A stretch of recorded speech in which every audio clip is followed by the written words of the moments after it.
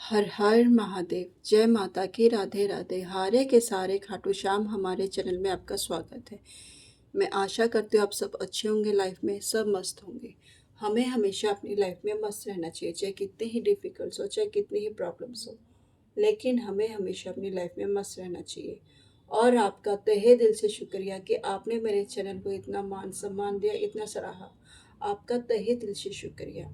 तो आइए देखते हैं ईश्वर आपको क्या बताना चाहते हैं।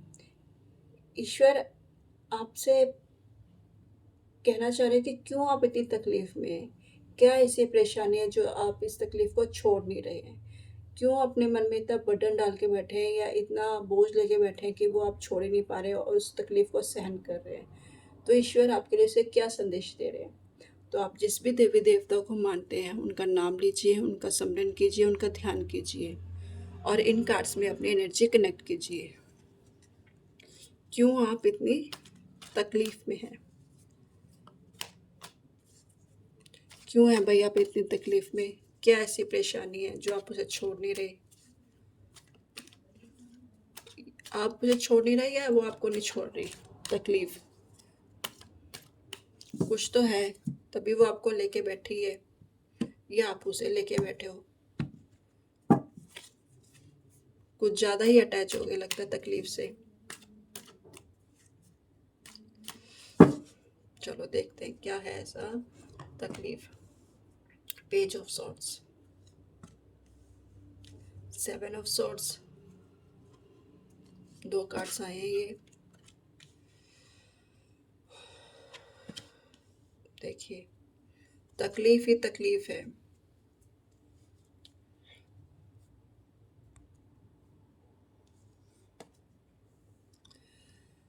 बहुत तकलीफ है भाई जो आप छोड़ ही नहीं पा रहे हो। ईश्वर,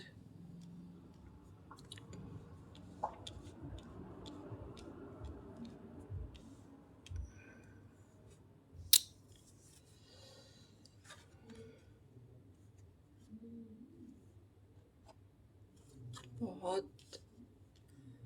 8 ऑफ सॉर्ट्स,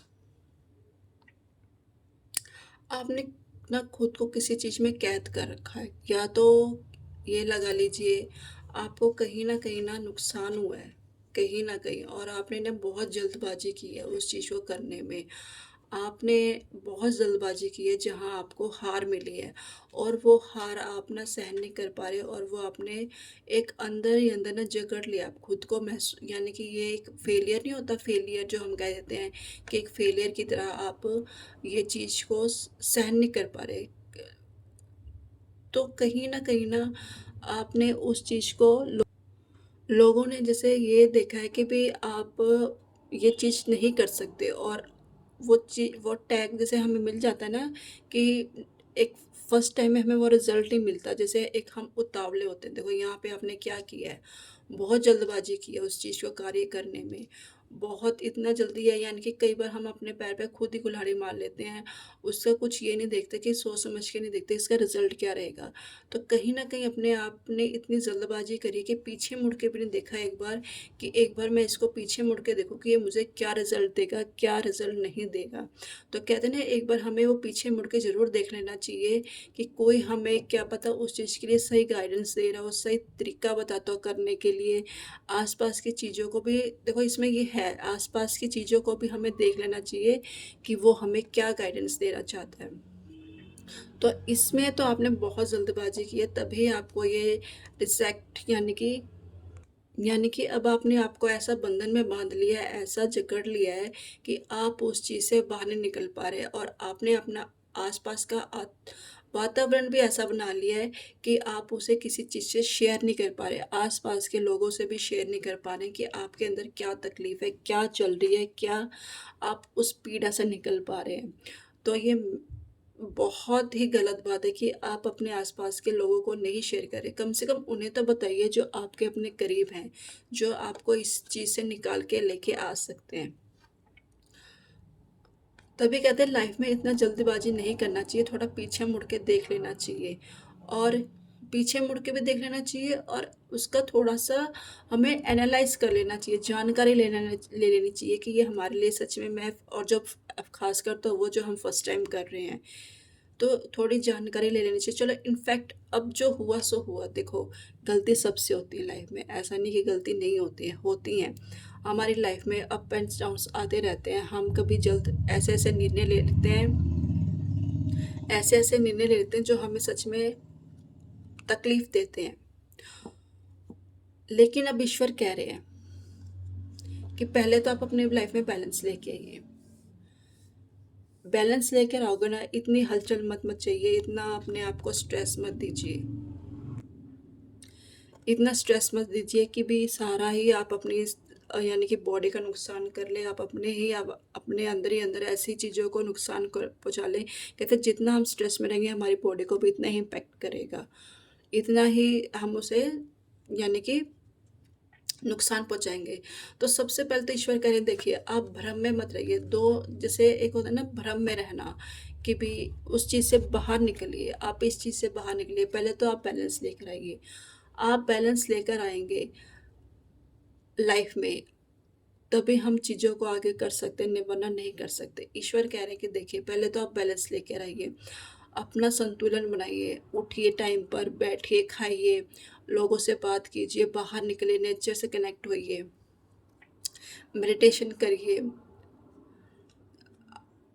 ज्ञान अर्जित कीजिए, जो भी आप करना चाहते हो उसका ज्ञान अर्जित कीजिए, मेडिटेशन कीजिए, ईश्वर से जुड़िए, कनेक्ट होइए, वो आपको एक ऐसी राह पर निकाल के लेके जाएँगे जो आपने ये चीज़ बंधने बाँध रखी है ना, तो ये चीज़ ईश्वर कह रहे हैं कि आप उनसे कनेक्ट होइए। मेरे उनसे यानी कि उनको उनसे पूछिए आपको किस चीज़ में आंसर चाहिए, किस चीज़ का जवाब आप उनसे माँग रहे हो।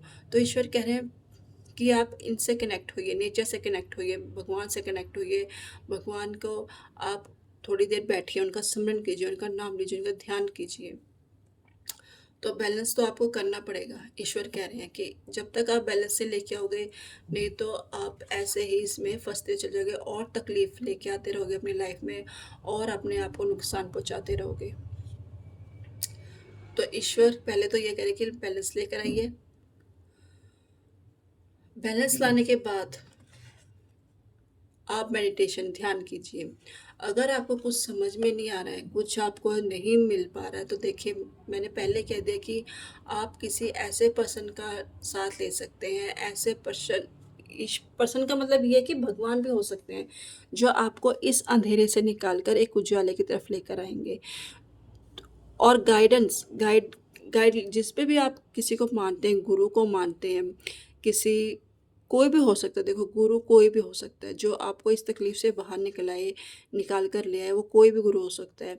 आप बैठिए, बाहर निकलिए, किसी से बातचीत करिए, बातचीत करके ही हमारी बातों का सॉल्यूशन निकलता है। ऐसे हम अंदर ही अंदर रहेंगे तो हमारी बातों का कैसा सॉल्यूशन लगेगा? अगर मैं ये पत्ते दिखा के चल जाऊँ तो आपको क्या समझ में आ जाएँगे ये पत्ते क्या कहना चाह रहे हैं?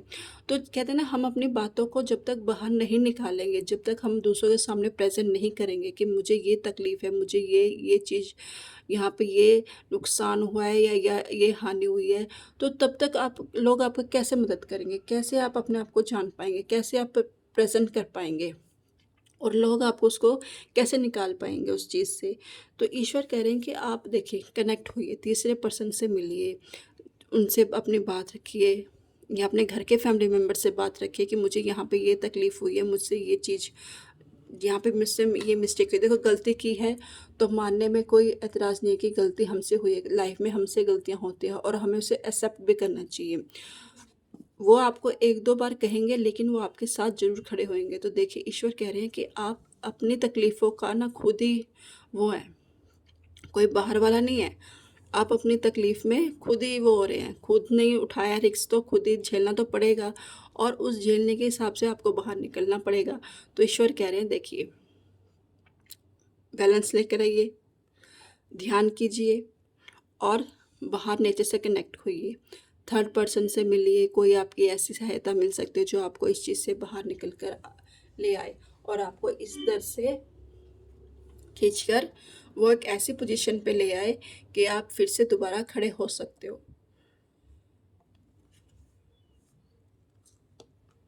तो आपके लिए ये है रीडिंग। तो यानी कि आप अपने खुद के ही तकलीफ़ का कारण, कोई बाहर का कारण नहीं है। कहीं न कहीं आपने ऐसा जल्दबाज़ी में कोई एक्शन उठाया है जो आपको अब ये गिल्ट फ़ील हो रहा है कि मुझे ये नहीं करना चाहिए था। तो ये है आपकी तकलीफ़ और ईश्वर आपको ये रास्ता दिखा रहे हैं।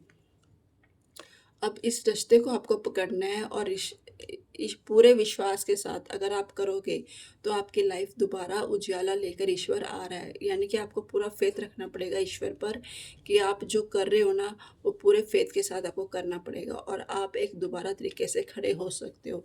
यानी कि एक अच्छे कहते हैं ना हमें देखो जो हो गया सो हो गया, लेकिन अब हम उसे आगे भी तो बढ़ाना पड़ेगा, उसी चीज़ में थोड़ा ना बैठना पड़ेगा। उसके लिए नॉलेज गेन कीजिए, जो भी आपने कुछ जल्दबाज़ी में काम किया है, जो भी आपसे लॉसेस हुए हैं, उसमें नॉलेज गेन कीजिए। कहीं देखो नॉलेज गेन करोगे तभी तो हम आगे बढ़ पाएँगे, लेकिन जब तक हम अपने आप को बैलेंस नहीं ले पाएँगे, तो नॉलेज कहाँ से गेन कर पाएँगे? फिर हम कहाँ से खड़े हो पाएँगे? कहाँ हम अपने आप को लगा पाएँगे? तो ईश्वर कह रहे हैं कि आप पहले शांति यानी कि बैलेंस लेके आइए। नॉलेज गेन कीजिए, भगवान से जुड़िए, आस-पास के माहौल से जुड़िए, उनसे देखिए कि भई कहाँ आप में गलती हुई है, कहाँ लॉस हुआ है, कहाँ आपने अपना नुकसान किया है। और लोगों से देखो हम जब तक बात नहीं करेंगे ना एक-दूसरे से तब तक हम समझ नहीं पाएँगे कि कहाँ हम गलत हैं, कहाँ हम सही हैं।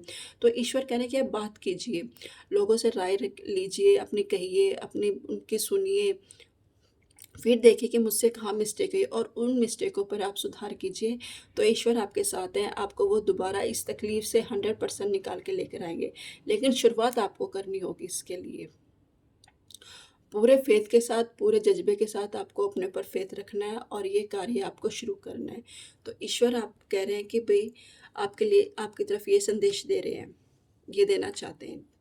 तो कैसी लगी आपको मेरी रीडिंग? कमेंट कीजिए, कमेंट में हर हर महादेव लिखिए, लाइक कीजिए, सब्सक्राइब कीजिए और कल मिलते हैं एक नई रीडिंग के साथ। हर हर महादेव।